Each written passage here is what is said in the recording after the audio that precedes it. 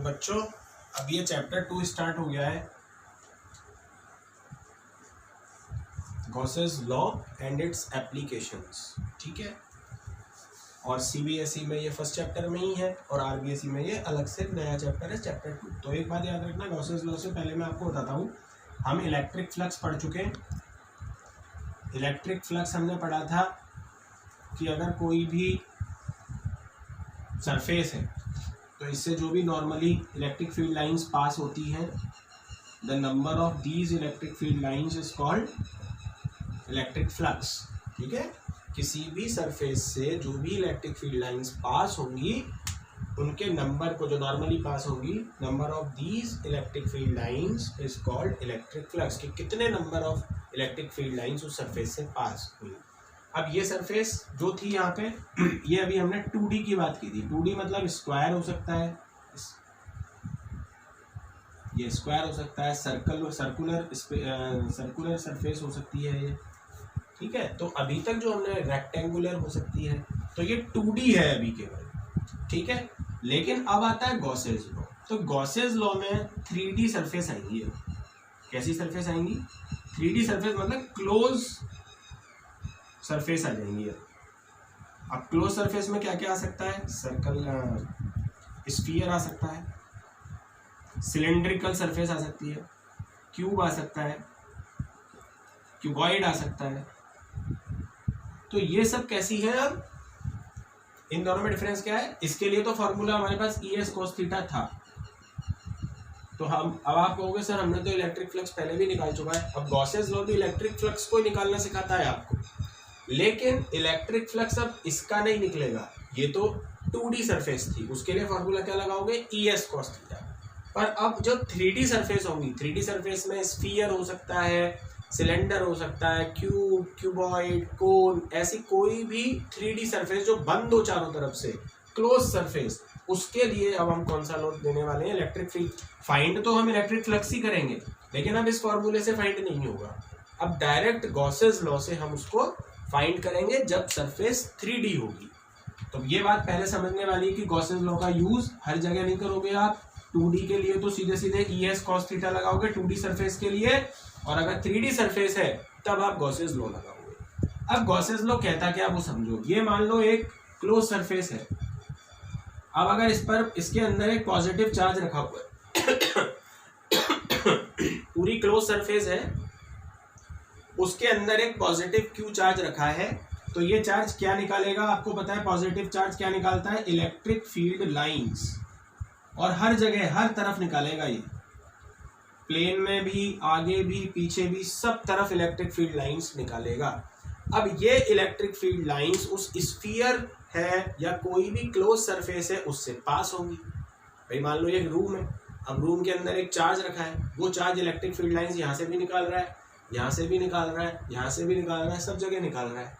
तो क्या होगा? ये जब इलेक्ट्रिक फील्ड लाइन यहाँ से जाएगी तो पास करेगी इसको, और जब इस रूम को पास करेगी तो इलेक्ट्रिक फ्लक्स बन जाएगा। इलेक्ट्रिक फ्लक्स कब बनता है? जब कोई इलेक्ट्रिक फील्ड लाइन किसी सरफेस को पास करती है।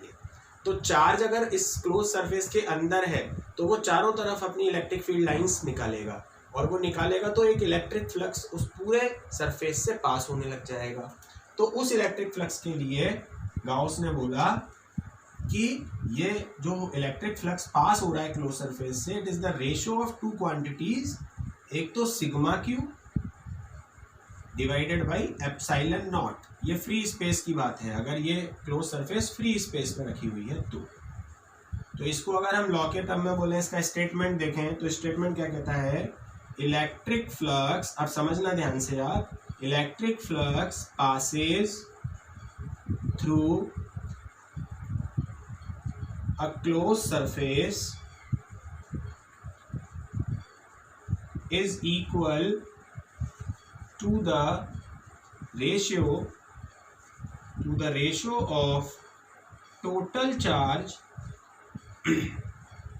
enclosed by the closed surface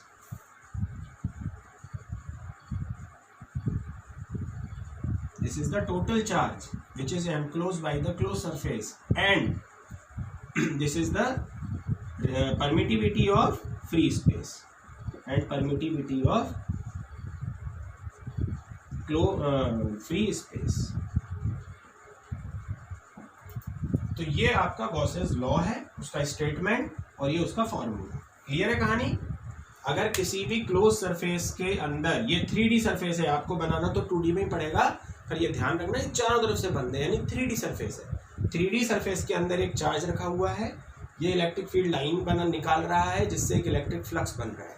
this electric flux passes through the closed surface is equal to the ratio of total charge enclosed by the closed, enclosed मतलब जिसको enclose कर रखा है closed surface में, and permittivity of free space। तो ये इसका statement हो गया, ये गॉसेस लॉ हो गया। अगर बाई चांस ये नेगेटिव होता चार्ज अंदर वाला, अगर ये चार्ज नेगेटिव होता तो कुछ नहीं, ये अंदर की तरफ आती इलेक्ट्रिक फील्ड लाइंस, तो भी यही रूल होता। लॉ तो दोनों के लिए है, पॉजिटिव के लिए भी यही, अंदर एक से ज्यादा चार्ज भी हो सकते हैं। या सिग्मा क्यू क्यों लग रहा है? क्योंकि अभी तो मैंने एक ही चार्ज बनाया, और मान लो कोई क्लोज सरफेस हो जहाँ पे 1 2 3 4 5 ऐसे 5 चार्ज हो, Q1 Q2 Q3 Q4 Q5, तो फिर आपको पांचों का सम करना पड़ेगा, जो कि अपन ने एडिटिविटी ऑफ चार्ज में पढ़ा था। सबको ऐड कर दो तो वो सिग्मा क्यू आ जाएगा। तो एक चार्ज होगा तो क्यू ले लो, और बहुत सारे चार्ज होंगे तो सिग्मा क्यू ले लेना फॉर्मूले में। अब ये क्या है? ये चार्ज पॉजिटिव था, इसलिए ये आउटपुट फ्लक्स कहलाएगा। ये बाहर निकल रहा है ना, और आउटपुट फ्लक्स हमेशा पॉजिटिव होता है, जो बाहर की तरफ फ्लक्स निकलता है, क्योंकि फ्लक्स भी एक स्केलर क्वांटिटी है। अब स्केलर है तो प्लस और माइनस लगाना पड़ेगा, चार्ज स्केलर है उसके साथ प्लस माइनस लगता है। इलेक्ट्रिक फील्ड के मैग्नीट्यूड में कभी प्लस माइनस नहीं आएगा, क्योंकि वो वेक्टर है, फोर्स वेक्टर है, उसमें कभी प्लस माइनस नहीं आएगा। एनर्जी, पोटेंशियल, चार्ज, फ्लक्स ये स्केलर हैं, इनमें प्लस या माइनस का साइन हमें लगाना पड़ता है। ये है इनपुट फ्लक्स। कौन सा फ्लक्स है ये? इनपुट। और इनपुट फ्लक्स क्योंकि नेगेटिव चार्ज बना रहा है, तो जब आप यहाँ माइनस लोगे तो फ्लक्स भी ऑटोमेटिक माइनस हो जाएगा। तो आउटपुट फ्लक्स पॉजिटिव होता है और इनपुट फ्लक्स नेगेटिव होता है, और ये स्टेटमेंट है। ये केवल फॉर्मूला किसके लिए था? फ्री स्पेस के लिए। अगर कोई बोलता है मीडियम हो तो, और मीडियम, तो मीडियम के लिए आपको यहां से नॉट हटा देना है बस। तो ये मीडियम के लिए हो गया। और एप्सिलॉन क्या हो गई है? परमिटिविटी ऑफ मीडियम, जो भी मीडियम होगा उसकी परमिटिविटी। और एप्सिलॉन निकालने का फॉर्मूला भी आपको मैं यहाँ बार बार बताऊंगा ताकि आपको याद भी होता जाए। एप्सिलॉन निकलता है कौन से फॉर्मूले से? Epsilon naught into epsilon R से। एप्सिलॉन निकालने का फॉर्मूला क्या होता है? Epsilon naught into epsilon R. तो ये दो फॉर्मूले, अगर आप फ्री स्पेस है तो नॉट लगा दो, फ्री स्पेस ना होके या मीडियम है तो केवल एप्सिलॉन लिख दो, ठीक है। अब देखो, अभी हमारे पास गॉसेस लॉ से ये फॉर्मूला आ गया है, गॉसेस लॉ ने हमें ये फॉर्मूला दे दिया है। अब बात ये आती है कि फाई का तो एक फॉर्मूला और भी होता है, E.S होता है, लिख सकते हैं। और आप बोलोगे सर अगर मैं यहाँ S की जगह DS ले लूं तो फिर अगर आपको टोटल फ्लक्स निकालना है तो इंटीग्रेशन का साइन लगाना पड़ेगा। अगर S लेते हो तो ये टोटल फ्लक्स अपने आप आ गया E.S, पर S की जगह DS मतलब स्मॉल एरिया लेते हो, DS क्या है? Small area. तो फिर स्मॉल एरिया से जब आपको टोटल फ्लक्स निकालना होगा तो आपको इंटीग्रेशन का साइन लगाना पड़ेगा।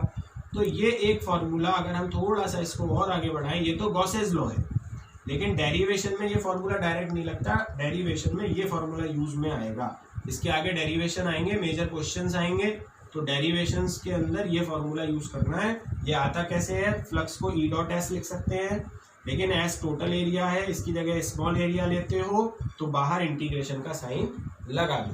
तो ये इंटीग्रेशन का साइन लगाते ही ऑटोमेटिक अपने पास एक फॉर्मूला बन गया। ये आपका डेरिवेशन में काम आएगा, आप इसको लर्न कर लेंगे, क्योंकि डेरिवेशन जितने भी हैं वो यहीं से स्टार्ट होते हैं। Integration E.ds is equal to sigma Q upon epsilon naught. तो ये आपका पूरा बच्चों हो गया गॉसेस लॉ। अब गॉसेस लॉ में बहुत सारे क्वेश्चन बोर्ड एग्जाम में बनते हैं और कई सालों में आ चुके हैं, तो मैं आपको एक एक इसका इंपॉर्टेंट पॉइंट बता रहा हूँ। इसमें इसके सारे छोटे छोटे क्वेश्चन जो बनते हैं 1-1 मार्क्स के, वो कंप्लीट हो जाएंगे। 1-1 मार्क्स के बहुत सारे क्वेश्चन बनते हैं गॉसेस लॉ में। तो पहली बात तो गॉसेस लॉ 2D के लिए लगता है या 3D के लिए? 3D surface. तो एक बात तो ये इंपॉर्टेंट पॉइंट में आ गई कि गॉसेस लॉ कब अप्लाई करना है? जब सरफेस कैसी हो? 3D। 3D सरफेस कौन कौन सी होती हैं ये बता ही रखा है मैंने आपको। स्फीयर हो सकता है, सिलेंड्रिकल हो सकती है, सिलेंड्रिकल सरफेस, क्यूब हो सकता है, ठीक है। स्फीयर मतलब ऐसा, सिलेंड्रिकल सरफेस ऐसी, ये भी क्लोज है, और क्यूब ऐसा। तो ऐसी कोई सी भी सरफेस हो आप लगा देना सीधे गॉसेस लॉ। इसके अंदर चार्ज वगैरह आपको दे रखे होंगे। सेकंड पॉइंट बच्चों ये है कि जब भी आपको इलेक्ट्रिक फील्ड फाइंड करना हो with the use of, when you find electric field with the use of Gauss's law, जब आप गॉसेस लॉ से इलेक्ट्रिक फील्ड फाइंड कर रहे होते हो तो आपको एक इमेजिनरी गॉसियन सरफेस बनानी होती है। क्या बनानी होती है? Gaussian surface. ये वैसे पॉइंट अभी आप आगे आने वाले डेरिवेशंस में पढ़ोगे और देखोगे, समझोगे, पर अभी याद रखो कि गॉसेस लॉ का यूज अगर आप कर रहे हो कहीं भी तो आपको एक गॉसियन सरफेस इस तरीके की जो क्लोज गॉसियन सरफेस है वो आपको वहां पे बनानी पड़ेगी सबसे पहले। अगर वो नहीं बनाते हो तो आप इलेक्ट्रिक फील्ड फाइंड नहीं कर पाओगे। थर्ड पॉइंट में ये, अकॉर्डिंग टू गॉसेस लॉ जो इलेक्ट्रिक फ्लक्स है वो किस किस पर डिपेंड्स करता है? फ्लक्स डिपेंड्स ऑन, अब गॉसेस लॉ क्या है? Phi is equal to sigma Q upon epsilon naught. तो आप इस फॉर्मूले को देखकर बता सकते हो कि फ्लक्स किस किस बात पर डिपेंड है?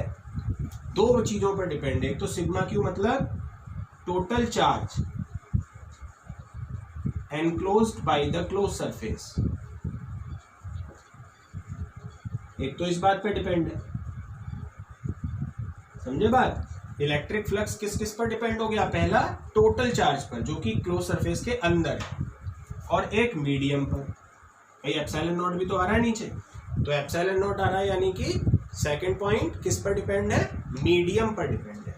तो इन दो बातों पर गॉसेस लॉ के according the electric flux passes through the close surface depend होता है। क्लोज सरफेस से जो इलेक्ट्रिक फ्लक्स पास होता है वो केवल दो क्वांटिटीज पर डिपेंड होता है। अच्छा, कभी कभी कंफ्यूज करने के लिए हमें कुछ क्वेश्चन दिए जाते हैं गॉसेस लॉ से रिलेटेड, तो उसमें हमें ये समझना होगा कि ये इसके अलावा किसी चीज पर डिपेंड ही नहीं है, केवल चार्ज पर डिपेंड है और मीडियम पर डिपेंड है, और बाकी electric flux does not depend any other quantities. अब जैसे कि आपसे बोल देगा कि जैसे ये एक स्फीयर है और उसमें अंदर क्यू चार्ज रखा हुआ है, तो बताओ कितना फ्लक्स पास हुआ? Q upon epsilon not. अब वो बोलेगा कि अगर इस स्फीयर की रेडियस को डबल कर दें, चार्ज उतना ही रखें, तो बताओ फ्लक्स होगा चेंज या नहीं होगा? भाई एक आर रेडियस का स्फीयर, उसके अंदर क्यू चार्ज रखा हुआ है, अब उस स्फीयर की रेडियस को, उसकी साइज को इंक्रीज कर दिया, तो साइज को इंक्रीज करने पर फ्लक्स का क्या होगा? A point decrease, B point increase, C point no change. तो आप बोलोगे नो चेंज, फ्लक्स में कोई चेंज नहीं होगा क्योंकि चार्ज अंदर उतना ही है। Flux does not depend on the size और shape of the close surface. Size और शेप पर फ्लक्स डिपेंड नहीं होता। अगर यही चार्ज यहाँ पे भी रख दें क्यूब के अंदर तो भी उतना ही फ्लक्स पास होगा, यहाँ रख दें सिलेंडर के अंदर तो भी उतना ही फ्लक्स पास होगा। तो ये चार्ज ना तो इसकी साइज पे डिपेंड है ना शेप पे डिपेंड है, केवल दो क्वांटिटी पर फ्लक्स डिपेंड होता है, टोटल चार्ज और मीडियम पर। तो एक तो ये बात हो गई। एक क्वेश्चन कई बार बोर्ड में बनाया जाता है कि फिफ्थ पॉइंट में लेंगे कि एक कोई भी क्लोज सरफेस है, उसके अंदर डाइपोल रखा हुआ है। क्या रखा हुआ है? डाइपोल। अब डाइपोल रखा हुआ है इसके अंदर, तो टोटल फ्लक्स कितना पास होगा ये पूछा है। ठीक है, तो एक रखा हो डाइपोल, या 5 रखे हो या 10 रखे हो, कोई बात नहीं है, एक जैसा केस बनेगा। सबसे पहले सिग्मा क्यू निकालोगे। इलेक्ट्रिक डाइपोल क्या होता है? इसमें दो चार्ज होते हैं, एक पॉजिटिव और एक नेगेटिव। ये होता है प्लस क्यू, ये होता है माइनस क्यू। अगर इसका आप सम निकालते हो, अलजेब्रिक सम, तो 0 आ जाएगा। एक पॉजिटिव चार्ज है, एक नेगेटिव है, दोनों को ऐड करोगे 0 आ जाएगा। तो यानी कि ओवरऑल तो चार्ज 0 है इसके अंदर। अगर चार्ज 0 है then flux will also be zero. अगर चार्ज ही नहीं है, चार्ज देखा जाए तो दो है लेकिन एक पॉजिटिव है और एक नेगेटिव, तो टोटल चार्ज कितना हो गया? जीरो, इसलिए टोटल फ्लक्स भी कितना हो जाएगा? जीरो। तो एक क्वेश्चन यहाँ बनता है कि डाइपोल अंदर दे दिया जाए, आपको इलेक्ट्रिक फ्लक्स फाइंड करवाया जाए तो जीरो आएगा। एक क्वेश्चन और बनता है 6 पॉइंट में कि कोई एक्सटर्नल फील्ड हो, आपसे बोला जाएगा एक सिलेंडर है, इसको एक्सटर्नल इलेक्ट्रिक फील्ड में रख दिया है, अंदर कोई भी चार्ज नहीं है लेकिन बाहर है इलेक्ट्रिक फील्ड, तो आप बता सकते हो क्या इससे कोई फ्लक्स पास हो रहा है? अब बच्चा कंफ्यूज हो जाएगा, वो देखेगा हाँ पास हो रहा है, देखो लाइन जा रही है, यही सोचोगे देखो इलेक्ट्रिक फील्ड लाइन है ऐसे करके इस सिलेंडर के अंदर से जा रही है यानी फ्लक्स पास हो रहा है। पर नहीं, ये 3D है। क्या है? 3D स्ट्रक्चर, और 3D में हमें आंख बंद करके गॉसेस लॉ लगाना होता है। अगर चार्ज अंदर नहीं है तो फ्लक्स जीरो ही होगा, कोई फ्लक्स पास नहीं होगा इस कंडीशन में। अब आप पूछोगे सर मुझे तो दिख रहा है पास होता हुआ, तो सुनो, जितना इनपुट फ्लक्स है ये अंदर जा रहा है, ये बाहर आ रहा है, उतना ही आउटपुट है। जितना फ्लक्स अंदर जा रहा है उतना ही बाहर आ रहा है। आउटपुट फ्लक्स कैसा होता था? पॉजिटिव। इनपुट कैसा होता था? नेगेटिव। तो अगर नेगेटिव और पॉजिटिव इक्वल है तो जब इनको टोटल फ्लक्स निकालोगे तो जीरो आएगा कि नहीं आएगा? जितना फ्लक्स अंदर जा रहा है उतना ही फ्लक्स बाहर आ रहा है, तो जो अंदर जाता है फ्लक्स वो नेगेटिव होता है, जो बाहर आता है वो पॉजिटिव होता है। तो जब इनका टोटल निकालोगे तो जीरो आएगा। तो आप या तो इस तरीके से देख लो या फिर आप अकॉर्डिंग टू गॉसेस लॉ देख लो, दोनों ही कंडीशन में फ्लक्स जीरो आएगा। तो ये इतने सारे जो पॉइंट मैंने आपको बताए हैं, इनमें से 1 मार्क्स का क्वेश्चन आने के बहुत ज़्यादा चांस होते हैं, और ये गॉसेस लॉ को कंप्लीट आपने समझ लिया है। इसको ध्यान से आप वीडियो को देखो और समझो इसको।